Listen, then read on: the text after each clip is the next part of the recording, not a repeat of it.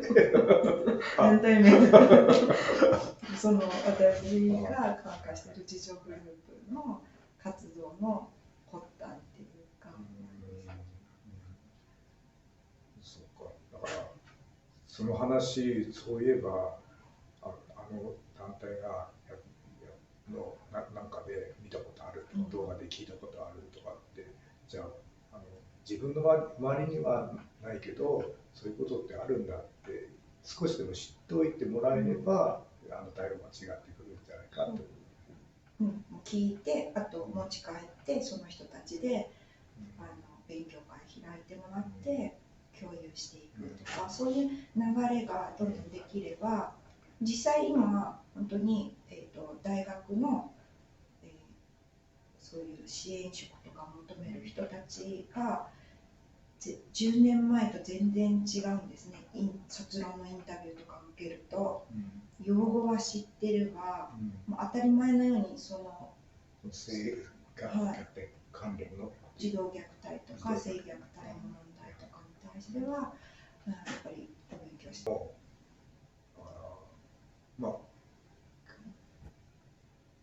ついこの間まで裁判所にほぼ毎日傍聴に性犯罪系の言ってたけど、その看護者なんちゃらの、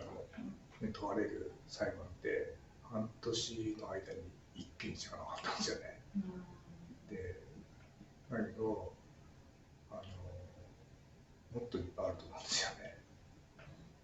でだからそれこそ普通の、私の痴漢行為なんかは、案数が多いって言われるけど、案数の比率から言ったらその比じゃないと思うんですよね。近親間のがなかなかその家族を治療に協力させるのが大変だったっていうのは多分他の家族でも普通だと思うし、それどころか協力なんてとんでもない、あったことさえ認めないっていうのが多分おそらくほとんどがそうなんじゃないか。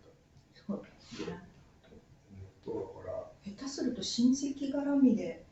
潰しにかかってくる場合もあるので。そうだね。挿入まで行くようなその近親感じゃなくてもこういたずら、いわゆるいたずらみたいな、性器を、触ったとか、そういう、それもものすごい3歳とかそういうちっちゃい時のとかっていうことでさえ、その親にも信じてもらえない、親戚からも信じてもらえない、最終的にはお前が狂っているとか言われるような体験を知っている人も実際いるし、だからましてや近親感っていうことで、しかもそれが1回じゃなくてもうずっと日常的にあったなんていうことは、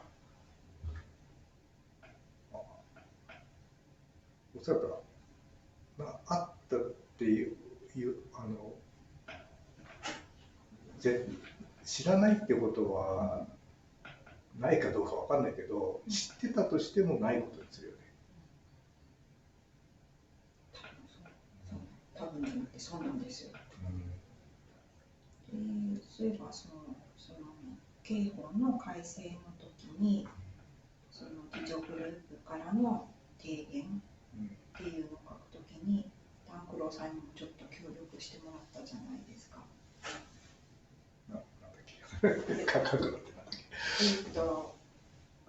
その時服役の経験から、その裁判こうやって刑務所の中でも、こう犯罪プログラムとかいうのがあっても意味がなかったって自分には。だから私たちがどうにかこうにか裁判に持っていって、じゃあ立件しして、刑務所に行ったとしても、その中で行われるプログラムはあまり意味がなかったし、もっとなんか違う必要があるっていうのを書いていただいたんですよ。覚えてるか覚えてないか分かんないけど、多分覚えてないんですよ、今感じ的には。で、そうだなって思ったんですよ、私。だからこういう対話が必要なんだなっていうのを改めてその時思ったんですよね。実際のその加害者が感じていることもこっちも聞かないと改善しようがないなみたいな、私たちが感じていることを言わないと改善できないのと同じで、加害者側からのその意見も聞かないと改善できないなと思ったんですね。そうなんですよ。だからそこのね、だから恵子さんとしては相当なるほどとかっていう感じで私が書いたものを、すごくイメージに残ってるから、記憶に残ってると思うんですけども、私としては当たり前って言ってはおかしいんだけど、特別なことじゃなかったから、そうなのよ。そこの違いだよね。そうだから私たちが話してることも私たちにとっては特別じゃないんですよ。あったことをただ話してるんだけど、それが経験してない人にとってはそうなんだみたいな、それはひどいねとか、それはちょっとここおかしいんじゃないとか、いろいろアイデアが浮かぶから、ただこういう別の立場の人の話を聞くっていうのがすごい必要なんだなっていうのはいっぱい経験してきたので。確かにね、それを聞いてまたそれ同じような依頼で文章を書くと、同じようなことを書くと思うんだけど、多分今度はどういうことを書いたか忘れるとかは多分ないと思うんですよ。その時その刑務所に入ってその再犯防止プログラムとかあるけど、それについてどうかっていうことを聞かれたら、多分その時の内容は今覚えてないけど、その時の内容とほぼ違わないことを書くと思うんだけど、でもそれを書いてる自分のその意識として、その依頼された恵子さんにはどう受け取られてるかっていうのはすでに分かってるから、その文章に書いたことに対する自分の思いっていうのは随分その当時とは違った感覚を持つと思うんだよね。で、具体的に何書いたかは正直覚えてないんだけど、今そのことについて話すと、確かにその刑法改正とかね、いろいろやって、で最終的にはその処罰として、刑務所に入れるみたいなことになるわけだけど、で、二度とそういうことをしないように更生プログラムを受けさせてとかっていう形になるわけだけど、そもそもが私みたいなその刑法の中ではその懲役刑が短いものについては、初犯とかだともう数ヶ月っていう懲役刑だから、そもそもがその中ではそのプログラムが実行できる時間はないんだよね。だからたとえ刑務所に入れられても、何の、更生手段を経ずに、社会にまた戻ってくるっていう形だから全く意味がないね。で、ある程度期間が何回か繰り返し2回目3回目ってなってくると1年とか2年とか増えてくるわけだけど、それでも行われるプログラムってせいぜいが月に1回講師の話話を聞くとかいうぐらいしか普通の刑務所でもおそらく行われなくて、今特別に社会復帰促進センターとかっていう、実は刑務所なんだけど、その、初版で、そのまだプログラムに適用が良さそうな人を選んで、ミーティングだとかそういう、治療プログラムみたいなものをやってるところがあるんだけど、そういうところに生かされる人はもう本当に一握り人しかないから、多くの人だから、何回捕まって何回刑務所に行っても、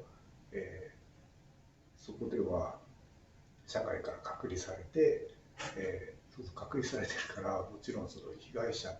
自分がしたことを反省する時間も自分で積極的にやる人は別だけど、日々朝日々3食出てくるのを食べてで言われた仕事をやって、寝てっていうので繰り返すだけだからそれが1日なり2日なり3日なりで1週間続けて、ね、3日に1回ぐらい風呂時間があってとか日課を繰り返すだけで終わっちゃうんです。それテイクワンの時にその話してて、私も裁判傍聴ご一緒させてもらって、はい、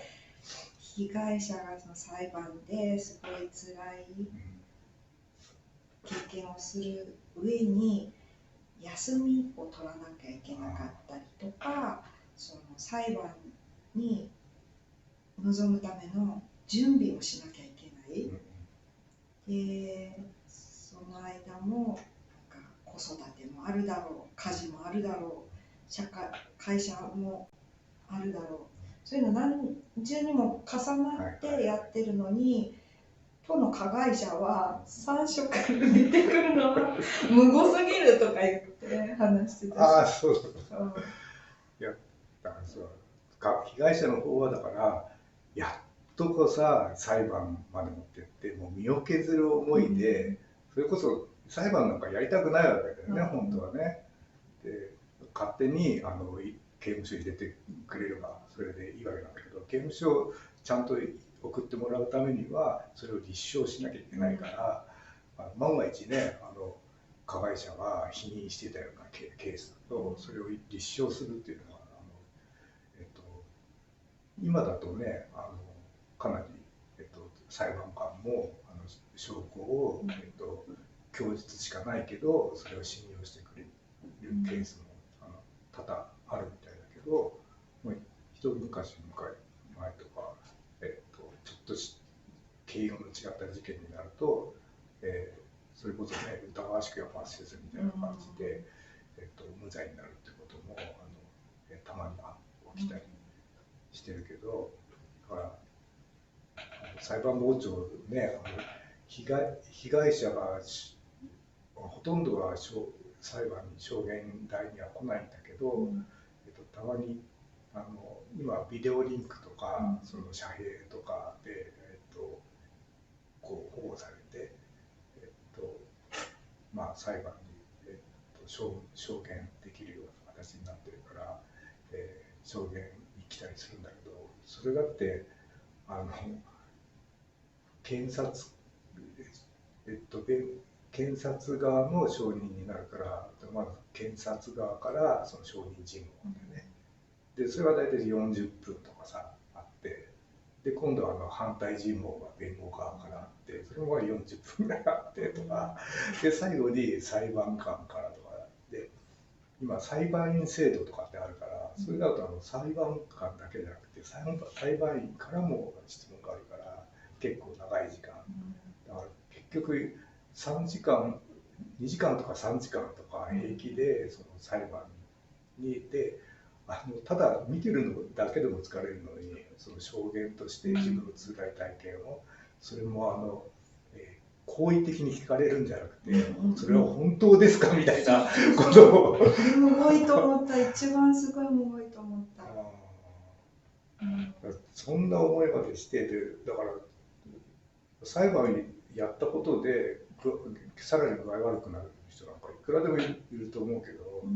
そこまでの思いをして刑務所に送ったのに、刑務所で何してるかって言ったら、本当に反省してる人って一握りだと思う。そこら辺をちゃんとこう明らかにしていかないと変えられないって思ったんですよね。本当にちゃんとその中の